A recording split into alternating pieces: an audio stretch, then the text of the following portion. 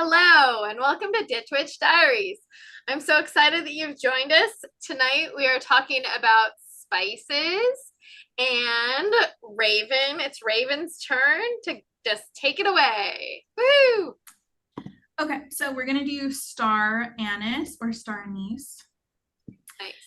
So this is what it looks like. Here's our little seed pod here. This is what they look like. And this is what they look like when they're still growing, which Ooh. I had never seen a green one before, and they're so cute. I don't know why. I love them.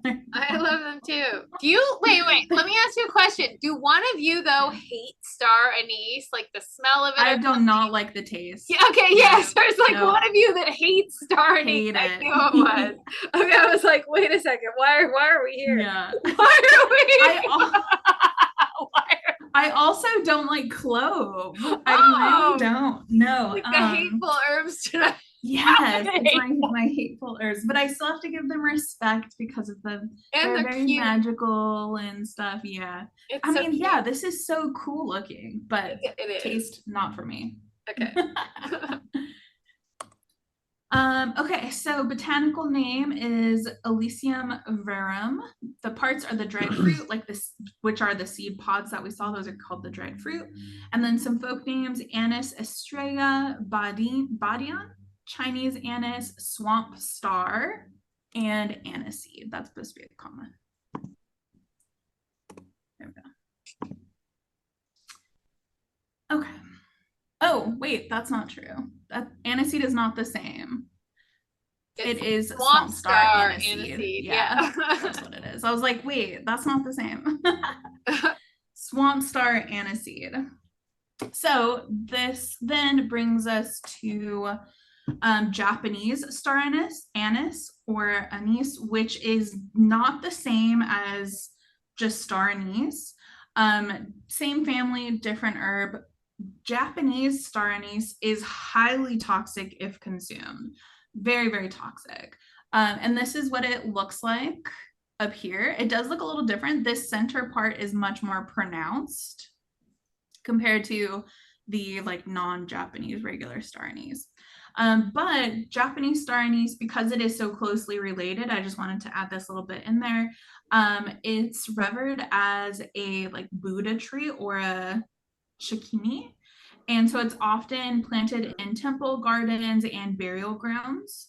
And then also the bark of the plant and the dried fruit are often ground together into powder and used as incense in like holy places, essentially. Nice. And we've talked about those trees before. So have we? Yeah, we've talked about the Buddha trees before. Some of the other yes. Yeah. I was like, did we already do a star anise? No. But there's different herbs that like they like in Japan that they think are like inhabited by spirits. Yes. So that's one of them. The star anise is interesting. Very interesting. So it is not related at all to aniseed. It is a completely different plant, different family, everything. And then the fruit of the anise tree is, so the seed pod is actually harvested when it's still green, which I didn't know. And then they harvest it while it's still green, then they sun dry it. And as the pod dries, that's when it hardens and it opens up so you could see the seeds.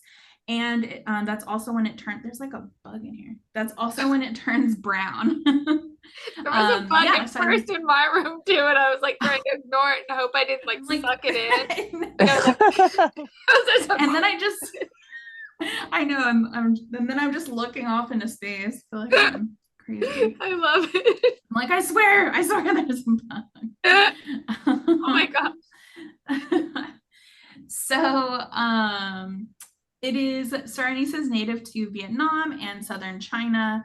It was mostly used for cooking and some medicine, but mostly cooking is what I found. And so it was mostly found in the Asian region, so like Asia, until the late 1600s. And then an English sailor, Sir Thomas Cavendish, discovered it in the Philippines. So somehow it had kind of migrated over to the Philippines. This sailor comes in, finds it in the Philippines, takes it back to England, and tells everybody that it's from the Philippines when it wasn't. And so there's still this like misinformation out there. Well, it's not really misinformation, but incorrect information out there that it originates in the Philippines. It doesn't. It originates in like Vietnam and southern China. Interesting. The only folklore that I found on this is Chinese folklore, and it says that if you find a Star Anise with more than 8 points, they're considered good luck. And they're also protection from like negativity, the evil eye, negative energy, all of that stuff. It's not uncommon to find one with more than 8 points. It's just that 8 points is the most common. But so, you know, if you buy like a pack of them, you're likely to get probably at least one that has more than 8. So not uncommon, but then you can use it as a hang it in your kitchen or something and use it as protection. Nice. So medicinal properties, the only two really that I found was antimicrobial and an expectorant. And so research has found that there are some bioactive compounds in Star Anise that helps it become this antimicrobial. So it helps fight off microbes. And so some of them are shikimic acid, linalool, and anthethol, which are really commonly found in Star Anise. So some correspondences, we have air, Jupiter, Uranus, or Beryl said Uranus again, which is interesting. And then Pisces and Sag. Okay. I like it for air. Yeah, I like for air too. Yeah, we'll kind of circle back to it. So Pisces and Sag have like a, like there's like something else that they have in common. Like they have Jupiter in common.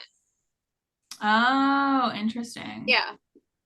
I knew they did. Oh, and that's on here. Oh, okay. Yeah. Cool. That makes sense then. Yeah. Okay. So magically you can use it as an incense blend, or you can use the essential oil to help kind of calm everything down. Some people say that you can tuck it into a green or an orange pouch to help yourself with like luck, to bring you more luck. You can carry it in like a little bag or a sachet to ward off evil eye, especially if it has more than 8, I forgot what I call it, like pokes, legs. Yes.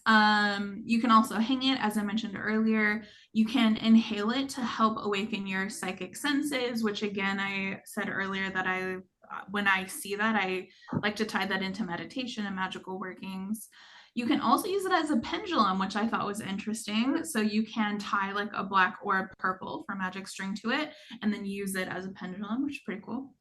And then, so I know that it's not fire, but I kind of like it as a little fiery.